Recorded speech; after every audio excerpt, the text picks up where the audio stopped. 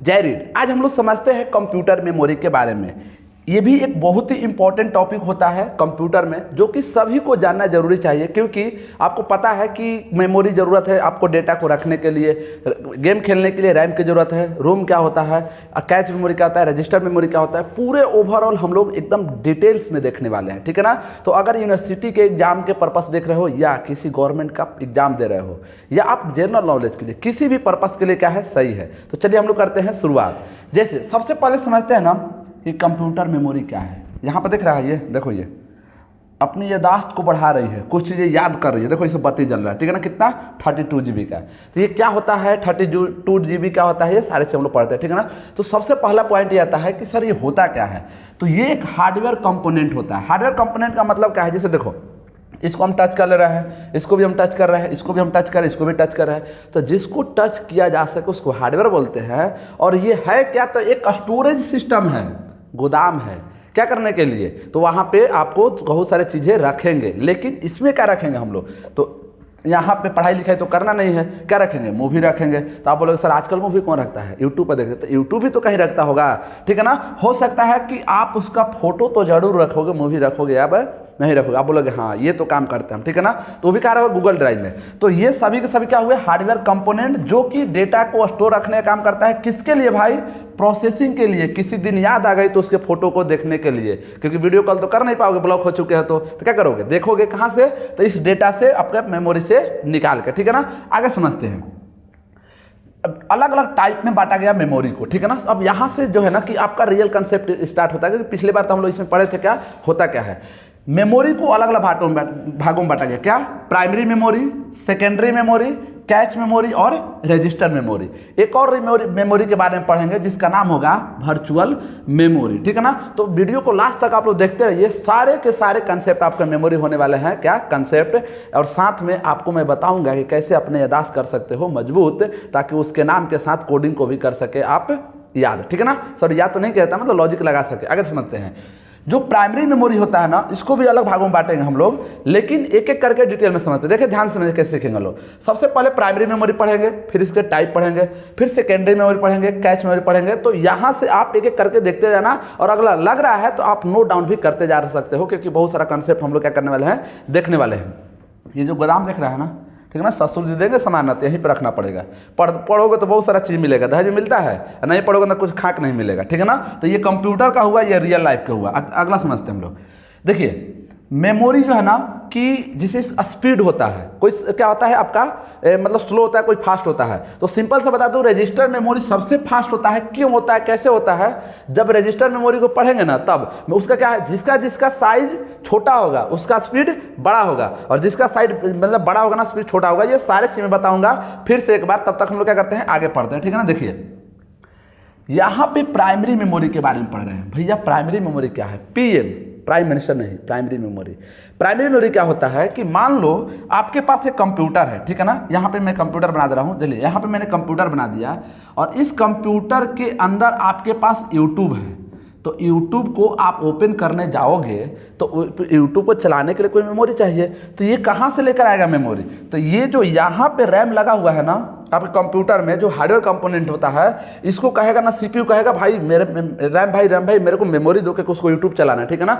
अब बोला नहीं यूट्यूब में मजा नहीं रहा, फेसबुक चलाओ। तो फिर सीपीयू कहा जाए, कितना परेशान कर रहे हो आप सीपीयू को, तो सीपीयू फिर से आएगा किसके पास, रैम के पास। तो आपको क्या कर देगा, फेसबुक ऑन कर देगा, नहीं इंस्टाग्राम पर देखते हैं क्या अपडेट की है। मतलब जितने भी एप्लीकेशन आपको चलाना होता है, उन सभी के लिए जिस मेमोरी की जरूरत पड़ता है, उसी का बोलते हैं हम लोग प्राइमरी मेमोरी। आप बोलोगे सर अभी तो रैम के बारे में बताइए कि रैम है, यहाँ पे कुछ लिखा हुआ है रोम, इटली वाला रोम नहीं, ठीक है ना। तो रोम क्या करता है, तो मान लो जब कंप्यूटर ऑन करते हो, मोबाइल जब ऑन करते हो, तो उस समय कंपनी का नाम आता है, वहाँ पे इसे लिखा हुआ आएगा, एंड्रॉयड दौड़ते हुए आएगा। नोकिया में पहले क्या आता था, ऐसे आता था, टच कर लेता था, ठीक है ना। तो ये सब डेटा कहाँ सेट रहता था, तो ये सभी के सभी डेटा कहाँ रहता है, रोम में रहता है, ठीक है ना। तो अभी आगे हम लोग समझेंगे कि रोम क्या होता है। रैम को हम लोग जनरली वोलाटाइल मेमोरी बोलते हैं। क्यों बोलते हैं, कि आपका डेटा तभी तक सेव रहेगा जब तक कंप्यूटर ऑन है। वोलेटाइल मतलब कंप्यूटर ऑन है, और कंप्यूटर बंद होने के बाद जो डेटा रखता है वो कहाँ पे चला जाएगा, सेकेंडरी मेमोरी में, ठीक है ना।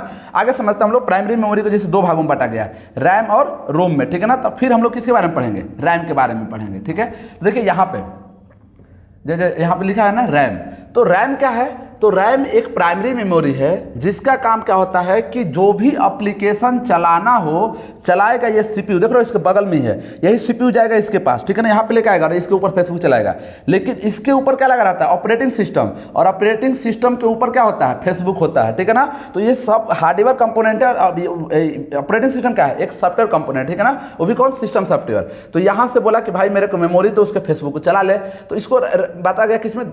रैम को हुआ। रैम को दो भागों में बांटा गया, किसमें? स्टैटिक रैम और डायनेमिक रैम। स्टैटिक रैम का मतलब होता है कि ये सीपीयू कहेगा कि देखो वो एक टाइम सेट कर रहा था, तो उसके टाइम को हम चेंज ही नहीं कर पाएंगे क्योंकि उसने क्या यूज किया है? Static RAM.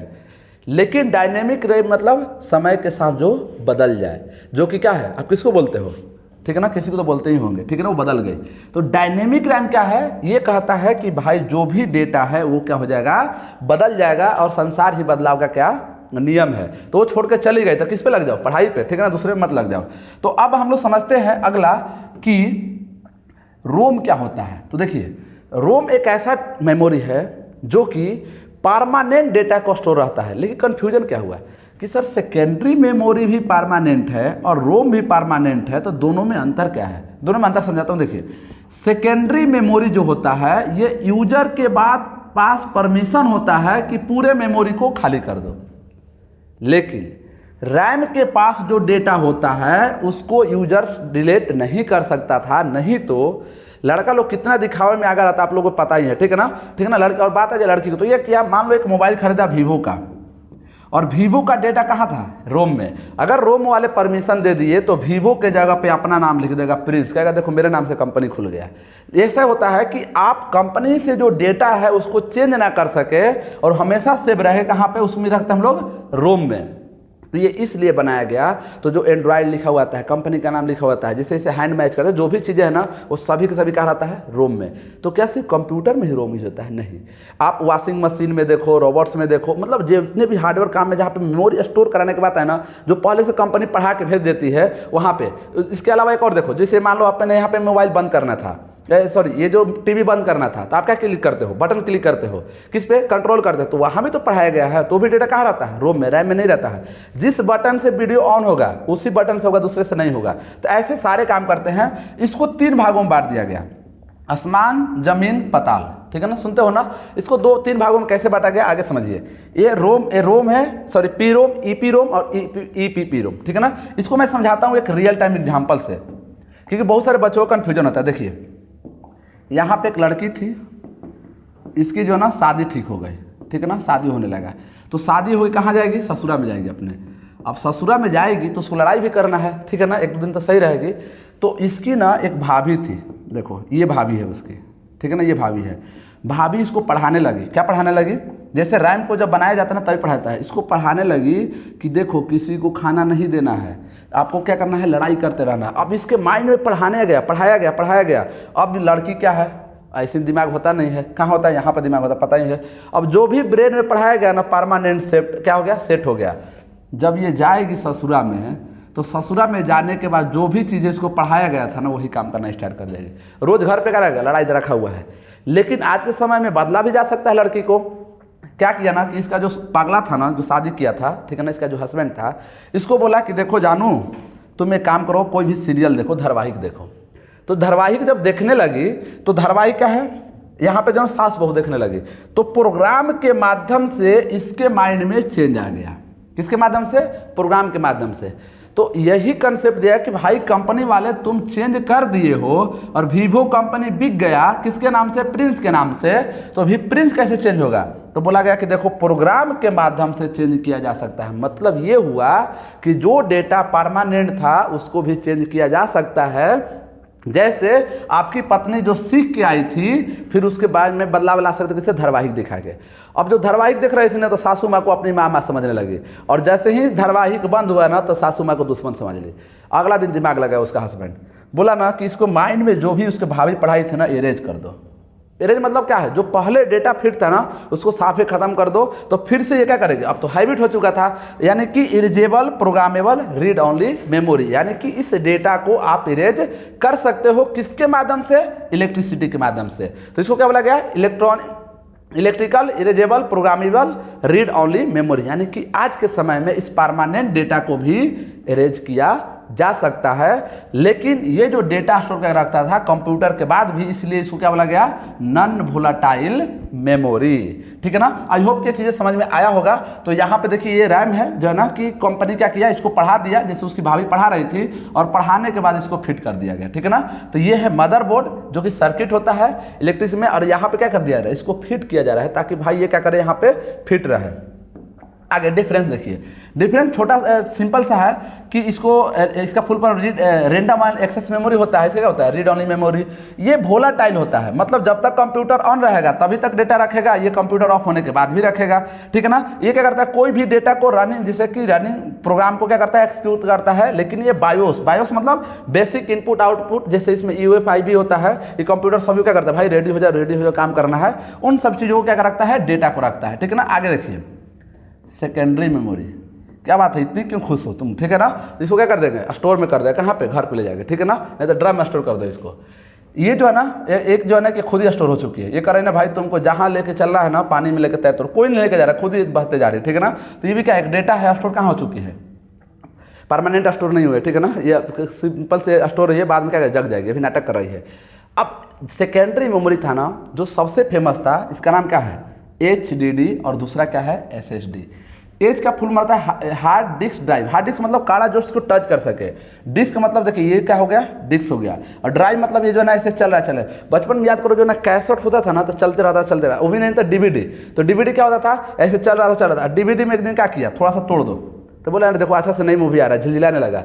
तो यहाँ पे जो डेटा स्टोर था ना, मान लो कि बाई मिस्टेक आपका हार्ड डिस्क थोड़ा सा टूट गया, मतलब तो अब आपका डेटा जो ना रिट्राइव संभव नहीं था। तो इस चीज को रिप्लेस किससे किया गया, SSD से, सॉलिड स्टेट ड्राइव से, जो कि फास्ट है लेकिन ये डेटा परमानेंट रखता है और इसके पूरे के पूरे खाली कर सकते हो। ठीक है ना, या आपका मेमोरी में कम डेटा है मोबाइल में, और डेली काम क्या है, रील बनाना, किसी को भी घूमते हुए रील बना देना, तो कहाँ रखोगे, अलग हार्ड डिस्क ड्राइव में। ठीक है ना, तो यहाँ पे जो है ना ये सभी के सभी क्या है, सेकेंडरी मेमोरी है। ठीक है ना, अब आगे समझते हैं। अगला है कैच मेमोरी, मैच मेमोरी नहीं, जो मैच अभी देखते रहो। ठीक है ना, कैच मेमोरी करता क्या है, इसको समझिए। देखिए आपको ये चीज़ें पता है कि सारे के सारे काम कौन करता है, CPU करता है। तो CPU को काम करने के लिए एक जगह की जरूरत पड़ता है रनिंग समय में। तो ये क्या बोलता है CPU, भाई सुनो रैम, तुम मुझे मेमोरी दे दो, मुझे क्या करना है कि फेसबुक को चलाना है, यूट्यूब को चलाना है, या मान लो पढ़ने लिखने वाले हो तो पीडीएफ को पढ़ाना है। तो ये रैम इसको डेटा देता है। पढ़ाई तो एक ही बार करोगे, लेकिन फेसबुक कितने बार ऑन करोगे। तो ये जो CPU था ना, तंग आ गया, बोला ना किस बेवकूफ़ के पास मैं घर चला गया हूँ कि एक दिन में 50 बार फेसबुक ऑन कर रहा है। तो ये बोला कि देखो यहाँ से यहाँ जाते जाते मैं थक जाता हूँ, तो एक काम करो, साइंटिस्ट लोगों को बोला कि जो फ्रीक्वेंट डेटा है ना, तो उसको एक मेमोरी में स्टोर करा दो, और उस मेमोरी का नाम क्या दे दे, कैच। कैच क्या कर रहा है, पकड़ लेता है किसको, कि तुम क्या बार बार इसकी चीज़ को ओपन कर रहे हो। तो इसको मतलब पकड़ के एक फोल्डर में रख दिया जाता है, जो कि एक स्मॉल होता है लेकिन फास्ट होता है। तो वही बोला गया कि हाई स्पीड है, साइज छोटा होता है, और क्या करता है, इंस्ट्रक्शन एंड डेटा क्या करता है, ये फ्रीक्वेंटली जो एक्सेस किया गया ना, बार बार जो फेसबुक ऑन करेगा, तो स्पीड को फास्ट करने के लिए CPU द्वारा यहाँ पे एक नए कंसेप्ट लाया गया, उसको क्या बोला गया, कैच मेमोरी। सेकेंडरी मेमोरी वही है, HDD या SSD जो भी चीज़ है ना, वो सभी के सभी क्या है, सेकेंडरी मेमोरी। आगे समझते हैं हम लोग। ठीक है ना, देखिए यहाँ पे क्या है नया कंसेप्ट, वर्चुअली मेमोरी। मैंने बताया कि बताऊंगा वर्चुअल मेमोरी। वर्चुअल मेमोरी में कैसे, कि मान लो किसी वो याद आ रही थी और उसको आपको देखना है, लेकिन फोटो से नहीं, किससे, वीडियो कॉल से। तो वीडियो कॉल मतलब क्या हुआ, वर्चुअल हुआ। तो वर्चुअल हुआ तो वो तो कहीं ना कहीं प्रेजेंट होगी, आपके सामने क्या है, वर्चुअली प्रेजेंट हो रहा है। तो वही मतलब उसी टाइप से, वो उससे कोई लेना देना नहीं है। लेकिन वैसा एक कंसेप्ट लाया गया, CPU बोला कि भाई देखो मुझे तो रैम चाहिए, रैम था 4 GB, और इसको गेम खेलने की जरूरत पड़ गया 6 GB 8 GB रैम पड़ गया। कैच मेमोरी तो कुछ काम ही नहीं करेगा, क्योंकि इसी का एक मेमोरी का पार्ट था। तो ये बोला कि देखो तुम्हारे पास सेकेंडरी मेमोरी जो है ना, यहाँ पे 1 TB पड़ा हुआ है, तो तुम एक काम करो, इस 1 TB में से छोटा सा एक पार्ट मुझे दे दो। इसका बिहेवियर कैसे हो जाए, मेन मेमोरी। मेन मेमोरी मतलब कि जब तक डेटा ऑन, कंप्यूटर ऑन रहेगा तभी तक रखेगा और हमारा काम कर देगा। तो ये क्या है, एक लॉजिकल एक्सटेंशन है, कहे कि एक टेक्निक है जो कि हार्ड डिस्क को, सेकेंडरी मेमोरी को प्राइमरी मेमोरी में बना देता है। किसके लिए, CPU के लिए। लेकिन सबसे फास्ट कौन हुआ, कैच मेमोरी। फिर कौन हुआ, रैम। और उससे फास्ट कौन हुआ, वर्चुअल मेमोरी। सबसे स्लो सेकेंडरी मेमोरी। अब समझते हैं कि इतना तो समझ में आ गया, ये रजिस्टर मेमोरी का कंसेप्ट क्या है। तो यहाँ से समझिए रजिस्टर मेमोरी का कंसेप्ट क्या है। देखिए सीपीयू बोला कि देखो इसको फ्रीक्वेंट डेटा था ना तो हम लेकर आते थे, फिर भी कुछ डिस्टेंस कवर करना पड़ता था। तो एक काम करते हैं कि अगर यहीं पे छोटा सा पार्ट बना दो, मतलब मेमोरी के अंदर ही एक ऐसा मेमोरी डाल दे सीपीयू के अंदर जो डेटा को रखे और फास्ट क्या करे, इसके डेटा को लेन देन करे, तो सीपीयू क्या हो जाएगा, फास्ट काम कर जाएगा। तो ये एक लॉजिकल एग्जिस्ट करता है, फिजिकली एग्जिस्ट नहीं करता है, प्रोग्राम के माध्यम से एग्जिस्ट कराया जाता है और ये फास्ट होता है। जैसे ऐसे समझो कि मान लो एक लड़का है, तो क्या इसको परमानेंट लड़की बना दोगे, लेकिन एक लड़की चाहिए डांस करने के लिए, तो क्या करो, साड़ी पहना दो। तो साड़ी पहनाना एक तरीका है, मतलब एक टेक्निक है जिससे क्या बना दिया, समझने की एक लड़की हो गई जो गांव देहात में डांस कराया जाता है। लेकिन कोई पूछेगा ना कि सर हम सीपीयू को क्या करते हैं ना, मेमोरी ही बना देते हैं, मतलब इस लड़का का क्या करो, लड़की ही बना दो, क्या हो जाएगा, उसको दुनिया ही खत्म हो जाएगा, क्योंकि लड़का का काम अलग है, लड़की का काम अलग है, ठीक है ना। तो सीपीयू का काम जो होता है प्रोसेस करना, मेमोरी काम होता है स्टोर करना। तो अगर सीपीयू को मेमोरी ही बना दोगे तो फिर प्रोसेस कौन करेगा, तो इसीलिए थोड़ा सा टेक्निक हो जाएगा, उसको क्या बोला गया, रजिस्टर मेमोरी। और सबसे फास्ट मेमोरी रजिस्टर मेमोरी होता है और सबसे स्लो क्या होता है, सेकेंडरी मेमोरी होता है, ठीक है ना। आगे समझिए, तो यहाँ पे हमने जो भी मेमोरी पढ़ा था, प्राइमरी, सेकेंडरी, कैच, रजिस्टर और वर्चुअल मेमोरी, सभी को मैं देख लिया। अब मैं एक छोटा सा टॉपिक छोड़ दिया था, उसको मैं यहाँ पे कवर कर देता हूँ। देखिए